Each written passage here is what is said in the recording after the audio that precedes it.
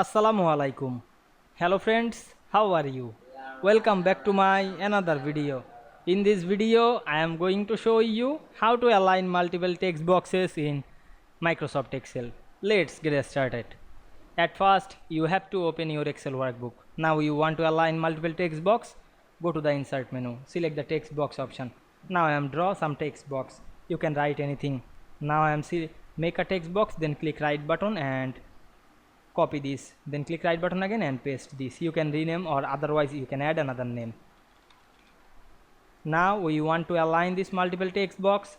At first select these two text box, press and hold shift on our keyboard. You can select many text box using this process. Then go to the shape format menu, select the aligned option. We can see here many alignment.